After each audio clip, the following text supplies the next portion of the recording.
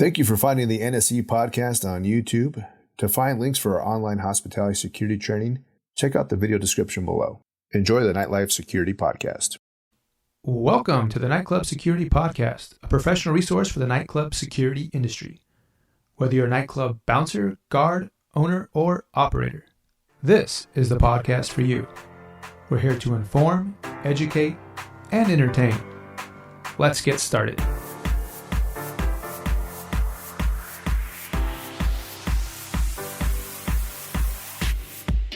Welcome, everybody. You listen to the Nightclub Security Podcast. This is your host, Manny Marquez, and I am sitting down with nightclub security industry expert Robert C. Smith, as always. Good evening, Robert. Good evening, buddy. How you doing, bud? A little tired. It's been a long few days. It has been. It's been a long 2 weeks. We're actually coming to you live from the Mayaku Hotel in Little Tokyo, which is a little, I guess you call it a barrio of LA. You know what? area. I wish I could find good sushi. There is a sushi. I think we might have walked across about 20 sushi places. If you get a chance, you're in LA, you got to walk down to First here. We're in about the 100 block of First Avenue, First and Second.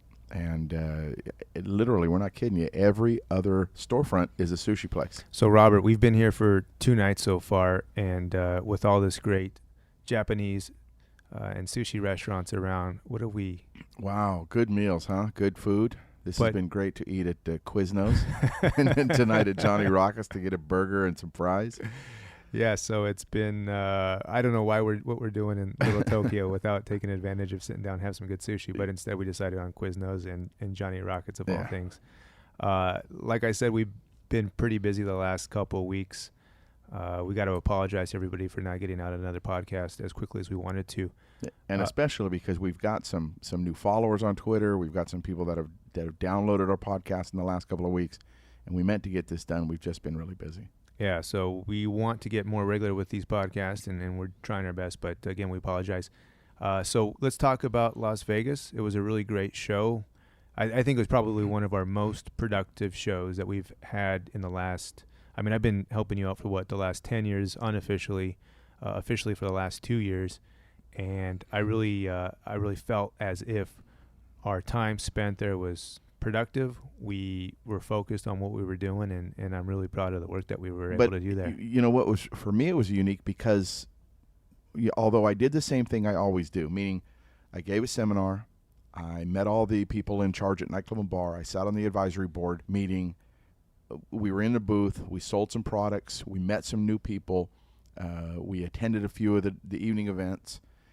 But what really struck me as different about this show... Well, before you jump into that, can I give the audience an overview of what the Nightclub and Bar show? So basically, this is the largest expo and education show for our industry, for the nightclub and bar. It's been going strong for close to 20 years, right? Well, I think it's about 25 now. So it started off as a 100-person event in Atlanta. It's grown to be one of the largest events for our industry. And anything you can think of related to bar, nightclub, it's represented there. So go back to what... You can find their stuff on nightclub.com. Yeah, so we'll put a link on our show notes. But what was really different for this trip, and I've done the show probably 13 years straight, 14 years straight, giving seminars and showing my company in a booth. But what was really different is what felt strong momentum from people that came up to the booth that said they love our website, they've taken our training. A visitor from Nigeria listening to our podcast came to talk to us about using our online training program. A listener, a family, a husband and wife team from South Africa. And you don't understand that's just crazy for me, thinking I'm just putting this stuff out there. And to get that kind of feedback after the podcast and after the work with you, Manny, it's just crazy. This was one of the best shows that I've ever felt like I did. Coming home. Yeah, it was highly productive. We met some fantastic, wonderful people. We had a lot of time to talk to people at the booth. Did you enjoy our dinner on night one? Night one, I don't even remember the name of the restaurant. It was the Japanese restaurant. Was it? Sushi It was restaurant. in Mandalay Bay. Good sushi. I don't remember either. Maybe that's why we're not eating sushi. But we had a lot of different sushi. It was a chef's special where I would imagine on the menu, I think that thing ran for us about $600 to $700 for the meal. Thank you, Pike Barber. Yeah, thanks. HIA Insurance out of Florida and Las Vegas, our great partner. It's giving discounts for our training. But he sat us down with the patriarch of Deja Vu Gentlemen's Clubs, Harry Money. Harry was there. His son couldn't make it, Jason, but Harry was there, and we had a great conversation. I've known Harry for years and years. We had a couple of other people there. But what was really unique about it for that was just, to me, it's surreal to sit and have a meal that costs that much money with these people that are sitting there that have so much money. And me and you are, diddling, eating wasabi peanuts and me saying, are you going to eat the rest of that? Can I have one more bite of that? But Pike basically just, we ordered from the chef's menu, and it was fantastic. It was great. So we had that the first night. I wanted to mention some of the people that we met at the booth. We had a gentleman from the actual government portion of Dubai who spoke to you about perhaps setting up a program for training in Dubai, which would be fantastic. I don't know if it'll come to fruition, but there are so many countries. If you haven't listened to some of the podcasts that we talked about, the UK, New Zealand, Canada, Australia, Spain, many countries have federal licensing for in-house guards or bouncers. And Dubai doesn't have a regulation like that. And he's listened to our podcast. He's been to the website. He brought some owners of large hotels there, and they're looking at setting up their own licensing or training programs, and they're looking at ours. And that was really cool. And we had a large group from Montreal who was looking to do some online training with us. So, that was fantastic. So let's see what else happened for us at the... Well, you got to meet Adam Carolla. Yeah, we had... I'm a big fan of Adam Carolla. I listen to his podcast all the time, and we were actually speaking to his people prior to the event, trying to get him lined up. What's the guy's name? Jay Miller. It was his I don't know, his front man, his handler for a long time. He used to be his former assistant. Now he works with the Mangria brand. And so actually the Mangria booth, and Mangria is Adam Carolla's new wine product that he has. It's basically a vodka-infused sangria. And it just happened to be that their booth was right across from ours. And those of you that know me, I'm a professional drinker. I know what I'm drinking. His stuff is good. Yeah, it's 21.9 proof. Actually, I think it's 21.9% alcohol by volume. That's crazy. 22%, he's got to pay more money, and there's some other issues. So 21.9 is good enough for me. So it packs a little punch. We got to meet some people in his camp. Really fantastic conversation. Jay Miller, thank you for meeting out with us on Monday night, I think it was. What else did we have? Oh, actually, Adam was there representing his brand as well. He was the keynote speaker. Gave a speech, did the ribbon cutting, opened the show up. Did a podcast with John Taffer. I think we got a little bit of a mention. It wasn't. Yeah, I think it's a mention. I mean, if you look at, 1,300 booths in that show floor, maybe more, and we do what we do, and we're the only ones that train bouncers. So knowing that now, what did you hear on his podcast? So in the first part of his podcast, he had never been to a nightclub and bar show, and he just happened to mention, there's all kinds of people out here, people that train bouncers. Bam! Look at that. We got to mention, sort of. Yeah, I wish he would have said our name. He didn't mention the company. He didn't mention me or Manny, but we're the only ones training bouncers there, and he remembered us. Yeah. So actually, if you want to go back and take a listen to that podcast, it's the interview with John Taffer, and it's going to be right around March 24th, I think, is the date that they recorded the podcast. So we had some really good meetings, met some fantastic people, some potential partners as well. All in all, I think it was a highly productive trip. We did a couple of interviews with some of our peers and people that we do business with. We'll put that out there for people. I wanted to thank the people that do tune in and do listen to this, that were in my training session. For at least 25 of you of the standing room only group, over 100 and something people that came up to me after and at my booth. Thank you so much for the attendance, and thanks for telling me that we should have had more time. I really appreciate that. I agree with you. We should have more time.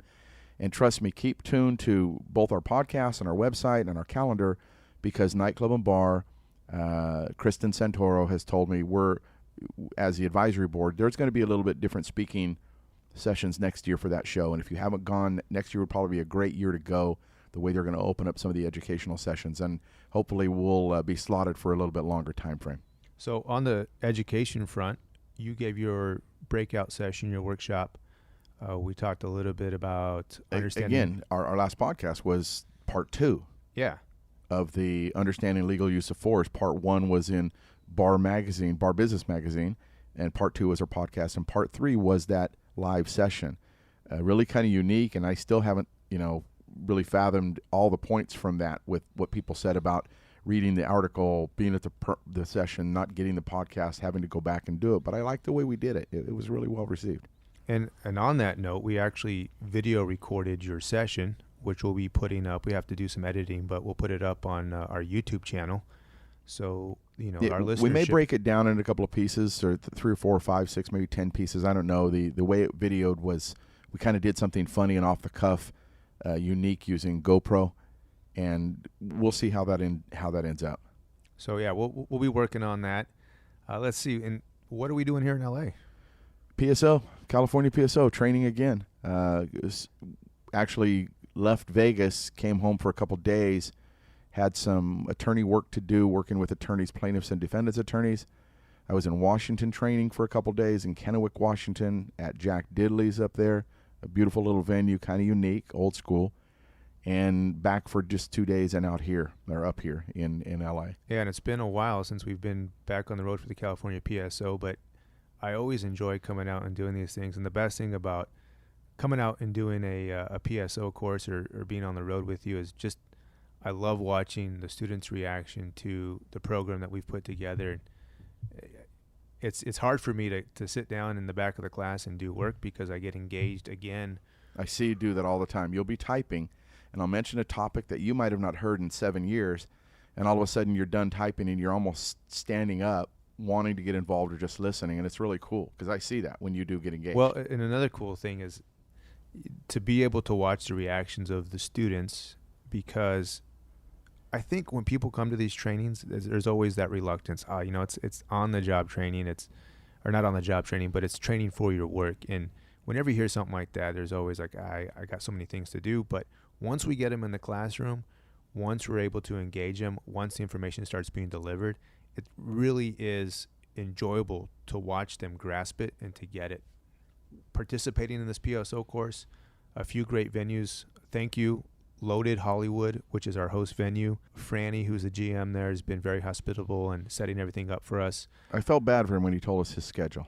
The poor guy's been closing each night, wheeling back right around and having to open the doors for us at 11:30. Plus having live music every night. He's the sound guy, the general manager, the bathroom cleaner, the announcer guy, the door guy. He's got a couple guys working for him. Let's talk a little bit about the venue, Loaded. It's a live music venue. It's well-known staple in the Hollywood area. It's where a lot of up-and-coming bands come to. Very intimate, very small, very eclectic. That room is probably, 40 by 25? Maybe 25 feet wide, maybe small. But I bet that bad boy is loud. Yeah, I can only imagine what that place is at this point in the night. They do live music, I think. Tell them your favorite part. Tell them the favorite part. The very interesting aspect about this bar is the bathroom on the live entertainment side. The artwork inside the men's bathroom was by James Franco, the famous actor here. He was, in the end, he's been in several movies. But in the bathroom is a portrait of a naked Seth Rogen. On his hands and knees. with his butt up in the air and kind of looking sensual to the left. And I think the words say Seth Rogen wants it here. I don't know. There may be a little innuendo there, but... Innuendo? Yeah. Innuendo? Innuendo. Oh, yeah, I know what you mean. I thought you meant innuendo. Okay. No, not in the window. So, yeah, it's a lot of lots of stickers, lots of tagging, lots of the lot of character, right? Yeah, lots of character. Another one of our venues that is participating in the class is Eagle LA is represented. We have Lure, which is a big nightclub here in Big LA. Wangs. The Shortstop is also represented. So thank you to those students from those venues who are participating. I hope we're doing the right thing for you guys as far as giving you the information you need to do your job better. Quick shout out to Brett. Brett, you've been quiet the whole 2 days. We got another day with you. But you were the first, as soon as Manny and I talked about it this morning about getting on Twitter and liking us and following us on Twitter and liking us on Facebook, you were the first on your phone to get behind and follow us on Twitter. So thanks a lot. It's at Brett9090. So while we were in Vegas, we had an opportunity to sit down and do some interviews, and it's something that we've been wanting to do on the podcast is actually the interview aspect, meeting people that are into the industry or related to. And the person that we happen to be able to sit down with is Dave Eames of Black Diamond Radio and CustomEarpiece.com. Now, the really cool thing about Dave is he's actually our very first sponsor for the podcast, which is fantastic. We never thought when we started this that we'd be able to get sponsorship, but he's willing to partner with us. He believes in us. I believed in his product since day one, and we've never really had a real business relationship, but this is the first, and I really appreciate Dave stepping up. You've been doing business with Dave for the last 10 years, recommending folks. This product. If you need radios, and I'm telling you, if you trust me and you trust what I teach, you got to trust those radios. The biggest thing about them, besides the ease of functionality and how they work, and his patented, self-designed earpieces, the way they work, I love the return policy. What shocks me is when you got to call someone, wait, and 3 weeks later you don't have your radios, and then you're not using them. He'll get a turnaround within 48 hours. Yeah, which is something that we talk about the interview, and we learn about his history with the company, how he got started. It's really fascinating. He started off in computers, and he started doing custom ear molds for Winston Cup racing, NASCAR racing, and that gradually turned into him starting his own company. And he saw a need and a niche where, security guards, police officers were not being serviced with quality products, and he decided to break out on his own and do it himself. And it's been very admirable to see his company grow, and we're just really... I'm excited about our next step with him. We're gonna do some, hopefully in the next month and a half, get to one of our clients in Miami or in DC and do some videotaping and do some training videos with his products. Yeah, it was just kind of, I think that was during the interview where we just kind of came up with an idea of, well, hey, let's put together a training video for using headsets and radios. Yeah, so some really cool stuff developed from Las Vegas. I'm really happy. I think it was a really productive trip. If we got to meet you, we even had people come up to the booth and say, hey, I listened to your podcast. And that's like, really? That's great. That's fantastic. I love hearing that. And on that note, why don't we turn it over and listen to Dave and our interview, and when we come back, we'll wrap up our show. But stick with us, listen to this interview, and we'll be right back. If you like our show, visit nightclubsecurity.com for more information and access to free resources. Welcome, everybody. This is Nightclub Security Podcast. This is your host, Manny Marquez. I'm here with Nightclub Security industry expert Robert C. Smith. We're coming to you live from the Las Vegas Convention Center for the 2014 Nightclub and Bar Show. In studio with us today is a very special guest, Dave Eames with Black Diamond Radio by Custom Earpiece. Dave, how are you doing this morning? Great, Manny. It's good to be here. Thank you for joining us. This is actually... Manny, yes. Yeah, hi, I'm fine, too. Thanks for asking. Oh, hi. Hi, Robert. Yeah, it's very nice of you. Says the guy that sleeps in. It's okay. So anyway, back to Dave. So this is actually very exciting for us because Dave is actually one of our first partners with the podcast. He's going to be sponsoring the show, which we're really excited about. It's been kind of a little bit of a long road for a conversation, about 2 months in the making, but we're really excited to have you aboard, and we're really stoked for you to be supporting the podcast and for us to be supporting your product. Thanks, Manny. Been really looking forward to this. We've been working with Robert now for close to 10 years, and it's been exciting watching the whole relationship grow. So you actually met Robert at one of these shows, right? Yes, sir. That was about, 10 years ago? About that, maybe 9. So, Robert, in the past, I know that we've worked with clients that have actually used Dave's product, and this has actually been something that has been a long-term relationship that now has come to Dave being able to support us with the podcast, which is awesome. Well, let me go back to how long we've known each other and let people know this never started and is now only our first true business relationship, although we've worked together for so long. One of the first things that impressed me about Custom Earpiece and since Black Diamond Radios is that their customer service was impeccable. And I'm not trying to go off on a sideline, but that's what kept me coming back to Dave and his company, is that when you were an operator, I could go to you, Manny, you're running a shop, you got 12 guys, and you need radios, and you ask me, I would say, go to this guy because this is why. Radios are radios for the most part. However, when the radio breaks on Friday, and this is what Dave told me, and I think it was nearly 12 years ago, when a radio breaks on Friday, if they mail it out and get it to me, I'll have them another brand new one by next Friday. And I went, well, how do you do that? We send it back. There wasn't any explanation. There was no processing. There was no this. And then I saw it happen a couple times. I was sold. I haven't worked with any other radio company since. So, Dave, I'm curious. The company got started in what year? 2002. And how did you get into the business? We originally started making headsets for Winston Cup racing, custom molded products. It was a neat business model. The stereo headsets were my fantastic idea. Everybody was going to need to have them, and they just didn't. But we got into originally the two-way radio accessories. When we found that the quality of the accessories just wasn't there, I designed my own and set them out and manufactured them to our standards, and we've had a superior product ever since. So getting started in Winston Cup, how did that all come about? Well, it goes all the way back to being in the computer business, and having a company that made hearing aid molds was one of my customers. And so we'd always talk about these consumer applications for hearing aid technology. And I came to a point in my life it was time for a new business, as a lot of people in the computer industry do, and tried it. And it was a neat business, but the two-way radio accessory was just a lot more exciting market. It's a lot easier to service, and there was a real hole in customer service in that industry. So with the Winston Cup, how did that relationship develop? It's spun off into another company at this point, and I'm not a part of it, but that was hearing protection, custom headsets that would block out all noise, and we still actually make that with the same partner that made it, but it's just not a large part of our business any longer. Do you have a favorite driver?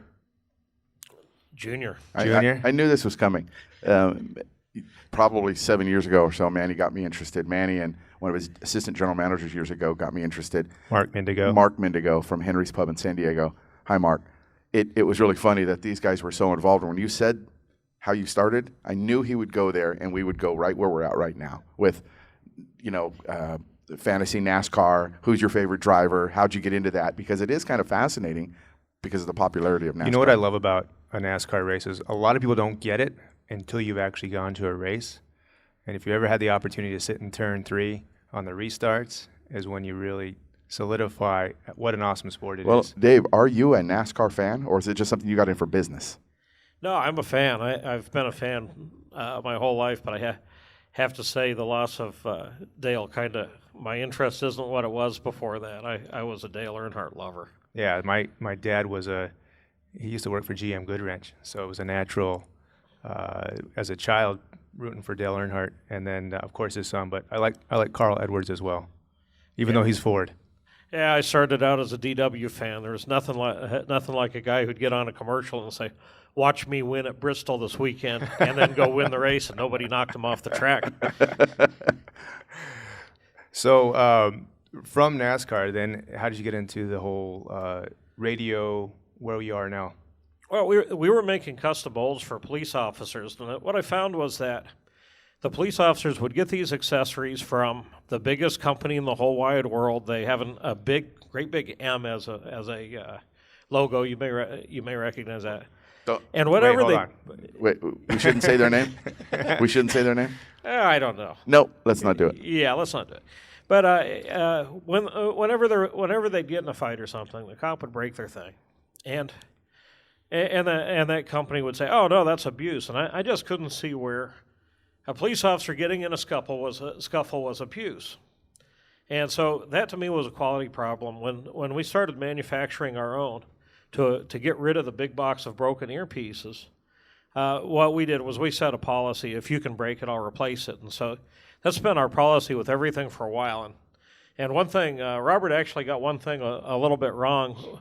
We don't make you send that radio back before we send a replacement. We talk to you on the phone. We make sure that it's not something you can deal with yourself. And if it's actually broke, we ship a replacement that same day with a prepaid return envelope, so that you're not out any time, you're not out any money. The failed product is our problem, not yours. So I'm curious, how did you? A lot of business owners wouldn't take that approach. I mean, it doesn't seem like it's a very cost-effective way to do it. How do you guys deal with that? How does that? Is it the customer service overcomes the actual cost of it? Absolutely. You know, I started in the early days of the internet, and you had to have something special as an online retailer. And what I did was I looked at what are the things I hate about buying something online. The one thing I hated more than anything else was if somebody sent me something that broke, I was expected to pay to ship it back to them and wait and pray that they'd replace it or repair it. And I just didn't want to be that company.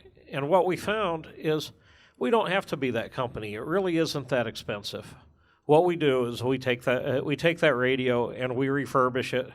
We put a new case on it. It looks like a brand new radio. It's thoroughly tested and everything, and we use that one for a warranty replacement.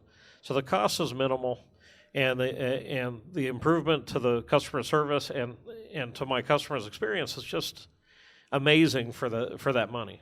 You know, Manny, I've never heard that philosophy, even though I've known him, and what I said earlier is true. But now to hear the backstory on how he got to that philosophy, he's absolutely right. 20-year cop. I'd chase someone, hop a wall, and the radio would break for whatever reason, whether it was a cord that would snap because it wasn't correctly made, they manufactured it wrong, and we'd have to use a loaner radio that was a pool radio for months before we would get our own radio. I mean months, 6-7 months before we'd get our own radio back. And indeed, our people that would do that kind of thing would tell us that that they're just so big that they can't work with every department so fast, and I was amazed by that.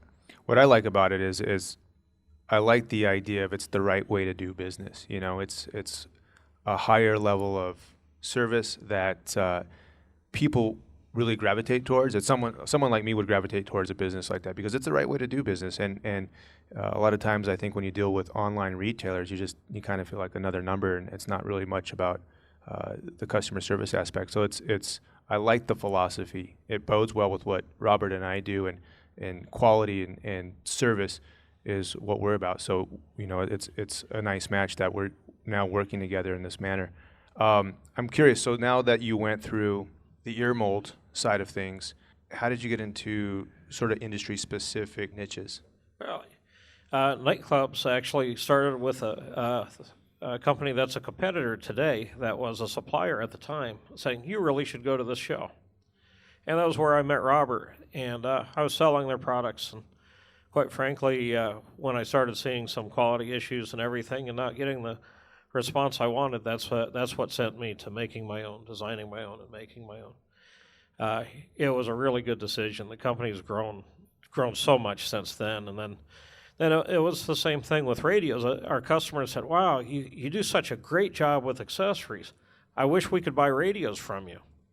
And when I looked at it, the partners that were out there, I did partner with one company for a short time, and it was the exact same thing, except worse, because the value of the radios is so much higher.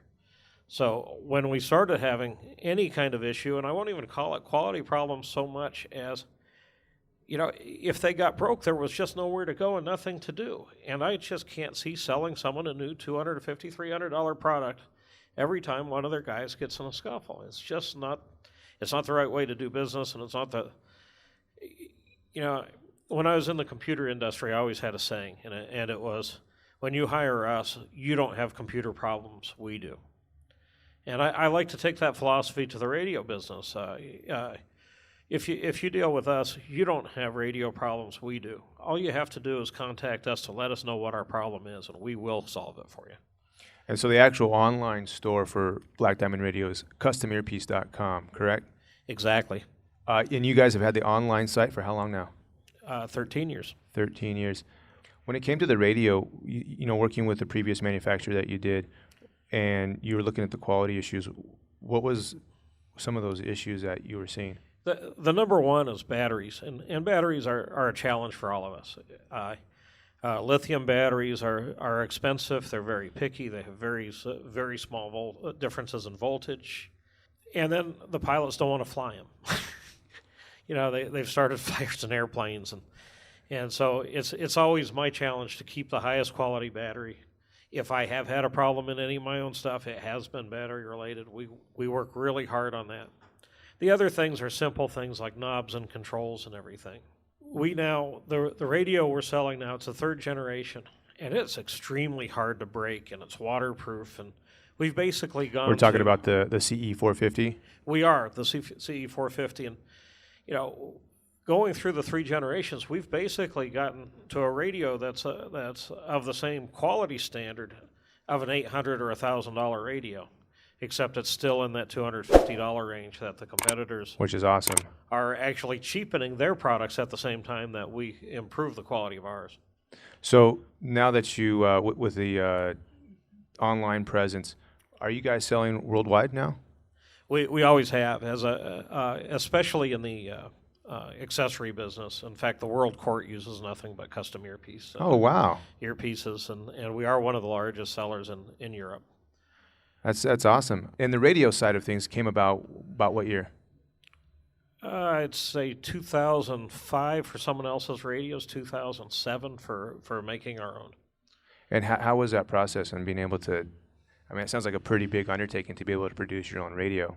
It's a huge undertaking for a small company like ours. It's a scary thing. I remember many years ago watching a thing about Boeing when they built the 747 and how they bet the company, and actually getting into the radio business was very, very close to that. That's why I related to it so close. There was a lot of time, effort, money, and was there a point where you thought it wasn't going to happen?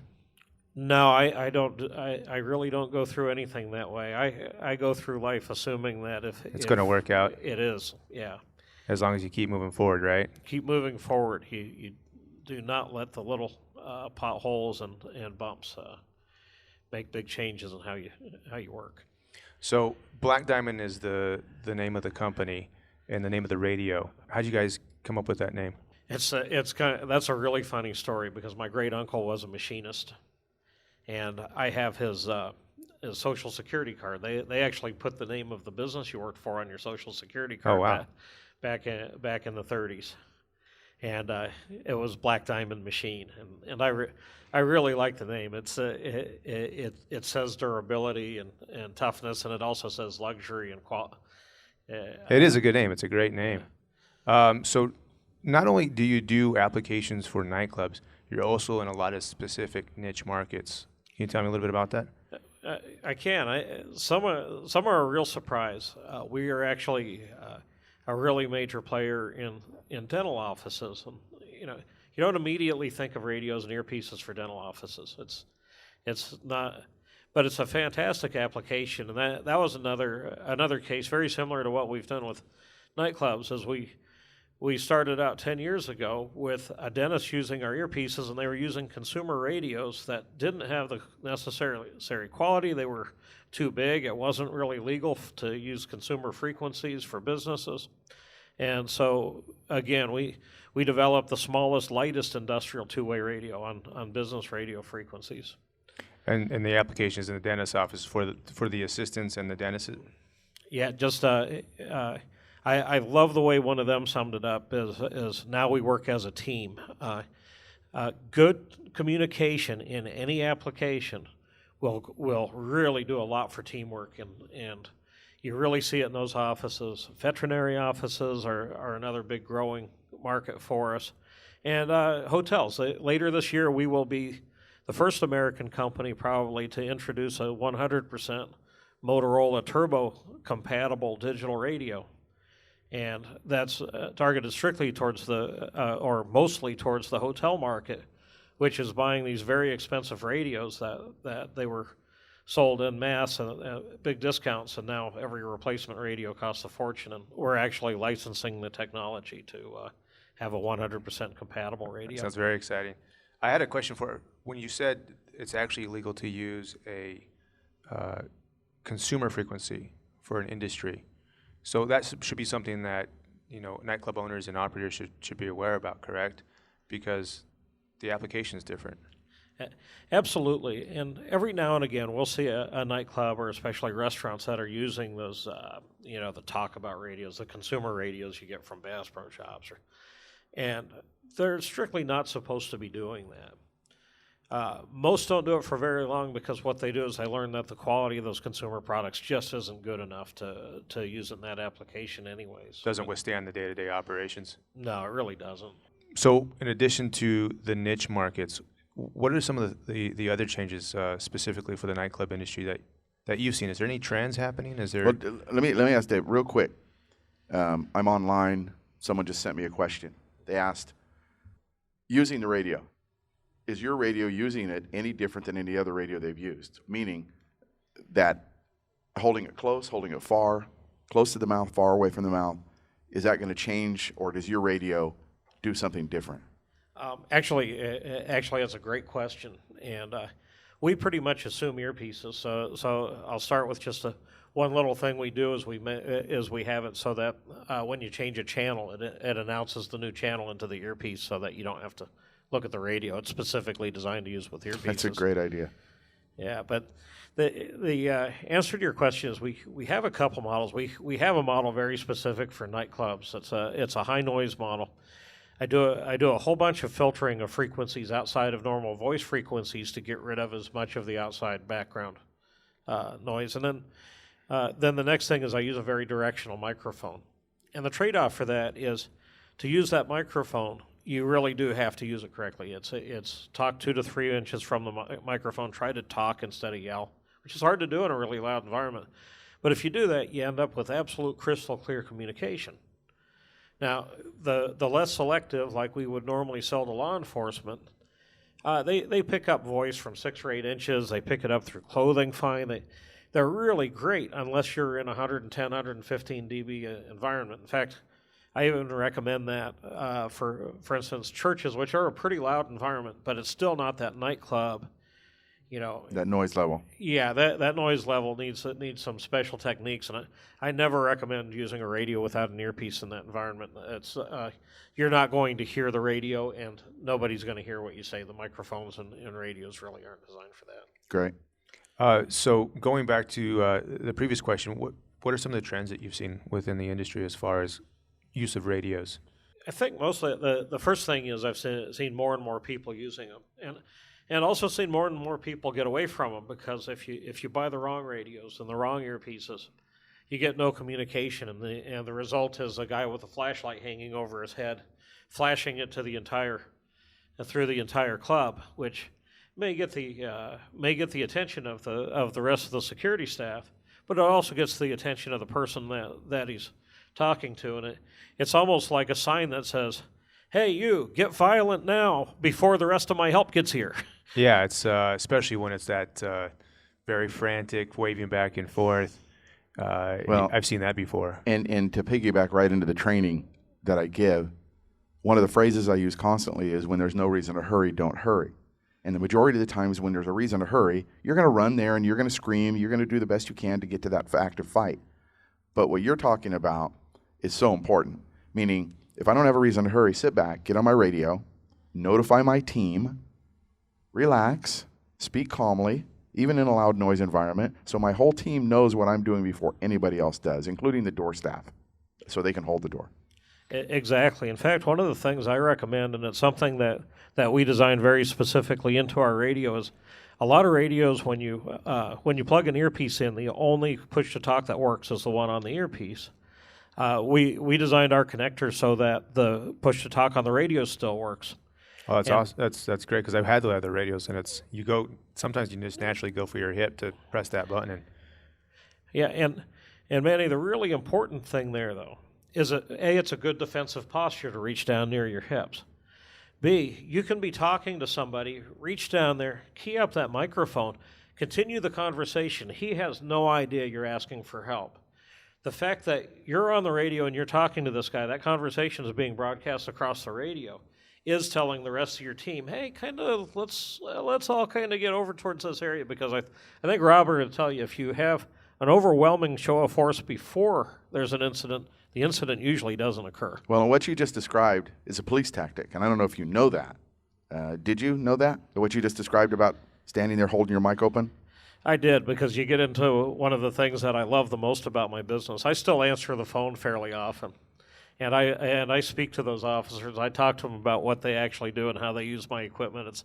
It's like the most fun, interesting part of my job by far. And on that note, going through some of the comments on from their testimonials on their website, you see a lot of over and over again where people say, I actually spoke to the president of the company when I called in, which is something that's very unique and unusual, and most companies wouldn't have that, or you wouldn't be accessible to them.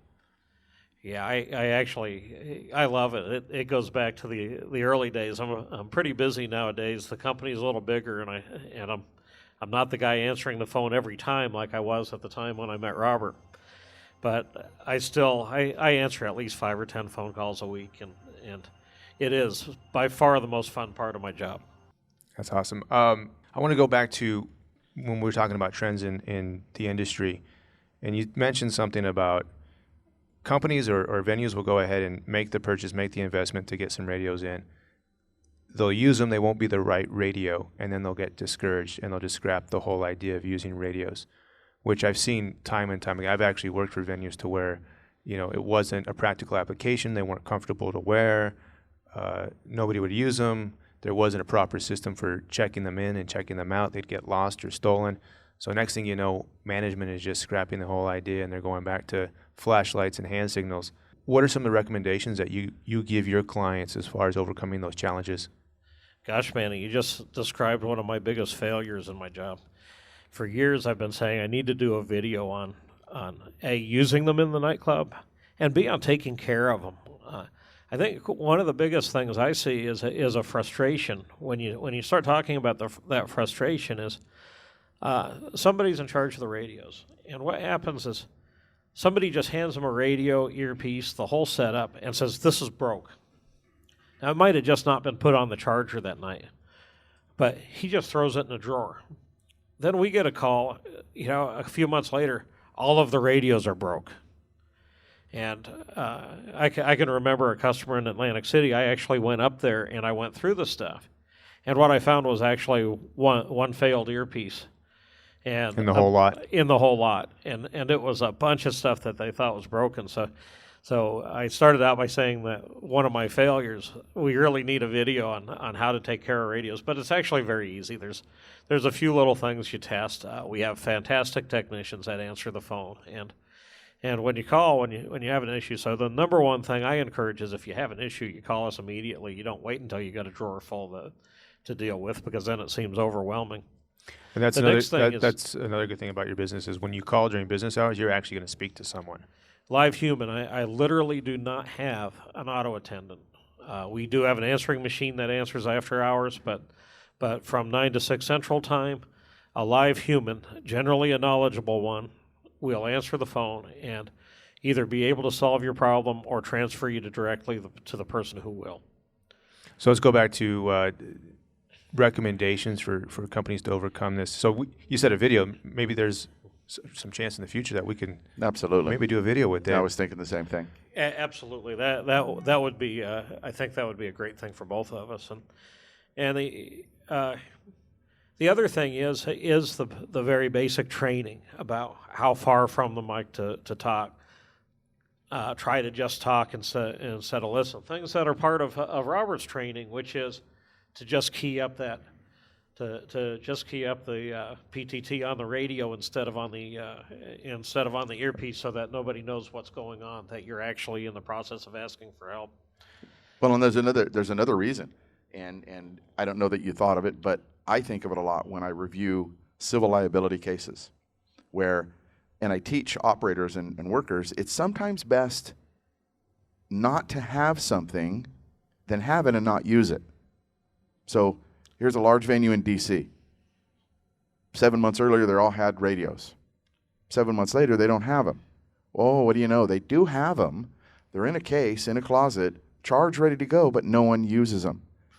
And then they ask me as an expert, Mr. Smith, had this team had radios, might this incident have changed? My answer can only be yes. Yeah. So number one, you got to have them. But if you have them, you got to use them. And that means managers, make your people use them. Even as uncomfortable as that is for you as a manager, take that little bit of time to follow up with Dave, get that radio, make sure it's working right. And if you think it's broken, get it to him. Because if you're not using it, it's like not having it. And another thing is, as far as like being able to implement a system, any type of system within a restaurant, it's always difficult at first. It's always hard. And it's one of the things that managers, you have to be on top of it And I always say it's for the first 20 days of rolling out a system. It's managers have to be on top of that. They have to be following up, making sure that the guys are using either the system or the product correctly, or the equipment. And if you get into that routine, it's the first 20 days, it's the hardest. But once you instill those systems and the procedures in place, everything becomes automatic. And what I would also recommend is don't take it upon just yourself, the manager, to be the steward of this equipment. I would pass it off to your lead door guy and have him basically be responsible for this set of equipment. And that will give him, one, it'll empower him.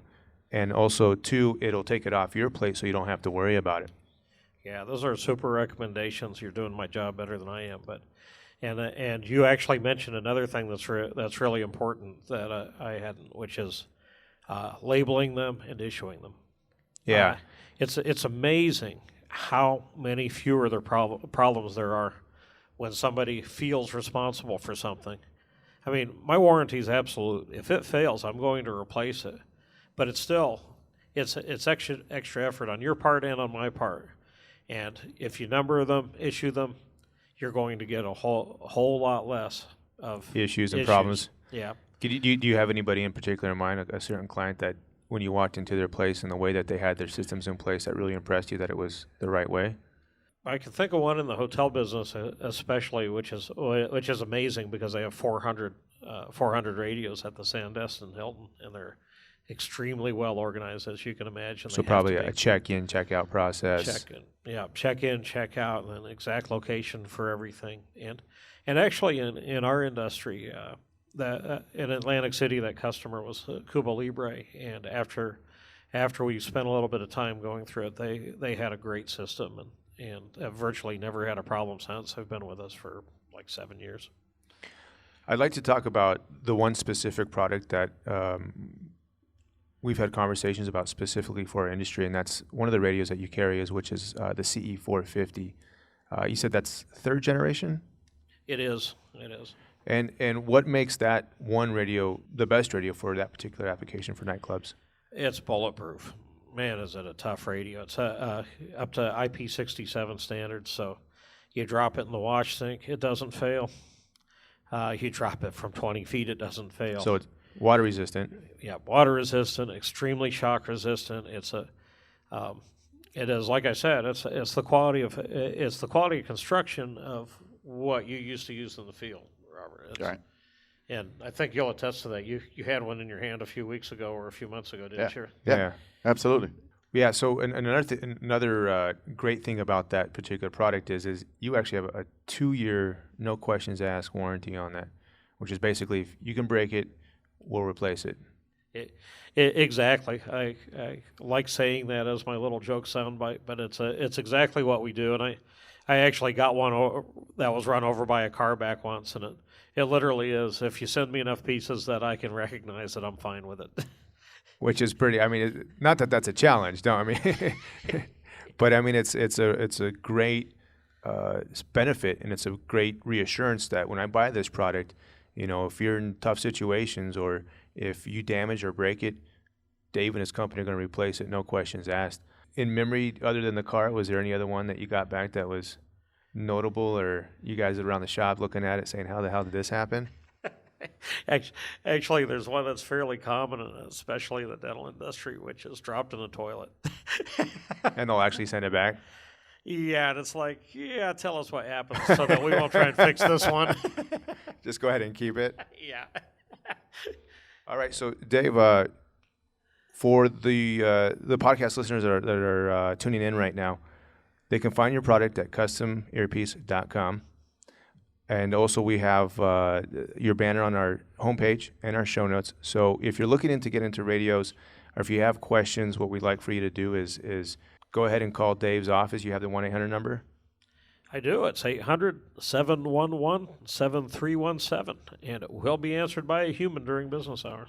So if you guys, as opposed to a zombie? As opposed to one of those auto attendants that irritates everybody. The worst is when you call something like that and it's offshore and you have that. You can tell there's definitely a language barrier. Are you talking someone from India, Pakistan? Well, offshore. I mean, I don't know where they are. Offshore? Yeah. In the middle of the ocean?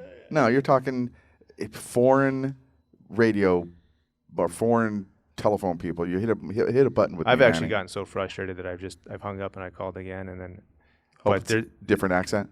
Well, I mean, you just get so frustrated because Manny. there's that communication barrier. So they can reach you via the 1-900 number, customearpiece.com. Also, for any of the listeners for our podcast, we're offering a 10% discount on all products. If you guys are looking for radios, if you're out there looking for a solution, make sure that you click through the show notes. Dave, is there anything else you want to add? Yeah, you can like us on Facebook too. We're looking to build our Facebook presence, but Do you have a Twitter as well? no. No? See, I mean, there's nothing wrong with that. Yeah, Robert and I are just getting going with the Twitter side of things, but it's kind of hard to keep up with all that social media stuff. I know. Yeah, I'm the president of a technology company, and it's like, yeah, well, I don't understand that technology. Robert, did you have anything that you wanted to add before we wrap it up here? No. Well, I'm sorry. Yes, I do. Actually, if you're going to get radios, you got to try these. You're not going to go anywhere else. If you don't have radios, you don't think you need them, think again. And if you want to call us or send us an email or a question, we'll get back to you about what you're running and what you're doing and if you probably should have radios. I can honestly tell you I've probably got 5 to 6 clients that have one guard working on Friday nights, their busiest night. They work the door. But the other radio that guard has on his hip is with the manager, and if the manager's not on the floor, the bartender. And they've got some sort of basic communication from the door to someone else, just in case. Even if it's just, hey, do me a favor, I'm at the door, call police for the parking lot or whatever. So if you don't think you need them, you probably do. And if you have them, you're looking at something new, you got to go with Black Diamond. And Dave, just to top it off here, the range of products that you carry is radios, you have accessories, you have the headpieces, the custom ear molds. Absolutely. In fact, for nightclubs, one thing that's interesting is actually a custom including ear mold. It's an earplug custom molded to your ear, so you can actually stand to wear it the entire shift. It's more comfortable, better sound quality. Exactly. So, am I missing anything? Accessories? So pretty much it's your one-stop shop for any of your radio needs. Dave, we'd like to thank you for, one, being a part of the team here and supporting the podcast. We really do appreciate it. 2, for making time to join us today here in Las Vegas for the 2014 Nightclub and Bar Show. It's great to see you. We look forward to the future. Anything you want to add to top it off? Yeah, I just wanted to say how excited I am because, Robert and I go back a long time, and it's exactly like we were saying. It's really a great fit because he is the professional of professionals in his end of things, the training and everything. I deal with hundreds of nightclubs, and they all need him. That's great. Very niche market that we're involved with, and we're excited about the future. Dave, thank you for your time. Closing out, this is Manny Marquez. I'm Robert Smith. And be nice.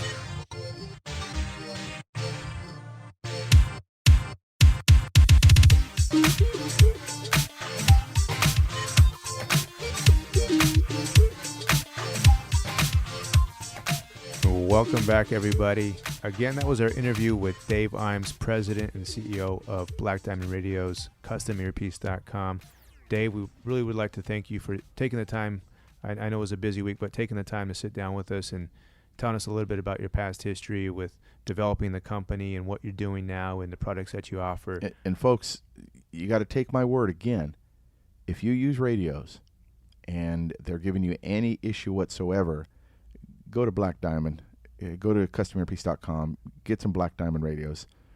The biggest thing that I think you should take away from that is his sincerity and what he'll do for you customer service-wise. So on top of being a smart businessman, he's really just a great individual, and he truly, sincerely wants to help people do business better. Right. And you can tell that by the things he says and the way he runs his business and the product that he offers. So again, Dave, thank you for your time. We really do appreciate it. Again, that's customearpiece.com, Black Diamond Radios. We'll have banners on our website and on our show notes. If you click through the users, if you make a purchase, it's a 10% discount. So that's a little incentive to go through our website. Let's see, what else, Robert? Next conversation, I think we're going to discuss another interview from Vegas with Chris Linehan. So we got to also sit down with Chris Linehan. His website is openingabar.com. He's the author of A Little Black Bar Book. What's his new app? He launched at the show. Oh, myvenuetracker.com is a new project he has. So Chris is one of the big guys in the industry as far as consulting for restaurant and bar and nightclub design. He's opened more bars, I would say more bars than I've probably passed out in. He's opened a lot of bars. Some crazy concepts that are coming, some mobile bars that they're developing, which is crazy. In Europe. And again, he's just one of the big guys in the industry. He's a smart guy, and we're going to be interviewing him, so he'll be on our next podcast, and you guys can listen to that once we post it. We'll put our training schedule out there. Our training schedules will be online. We're going to update that in the next day or two. And I think that's pretty much, the wrap up for this show. Again, what I'd like to do is encourage everybody, if you're listening to this podcast and you like the information that you're getting, if you think it's something valuable, we like to grow this community. So please pass this along to a friend, a coworker, somebody that you think might enjoy the content that we provide. Other than that, if you have topics that you want us to talk about, we got a lot of great suggestions on the table. But again, you can email that to questions@nightclubsecurity.com. Like us on Facebook. We're at Bouncer Coach on Twitter. And so if you haven't... And real quick, Keenan in Michigan, we haven't forgot you. Thanks for listening and thanks for your question. We're going to get you. It just, you sent a pretty long question about use of force, responsible force in other states and how it relates to Michigan. We're going to get back to you. We haven't forgot about you. Thanks. Yeah, I think that's about it, Robert. Again, Dave Eames, thank you for the interview. Thank you for listening. I think that's it for tonight, Robert. Yep. This is Manny Marquez. I'm Robert Smith. And be nice.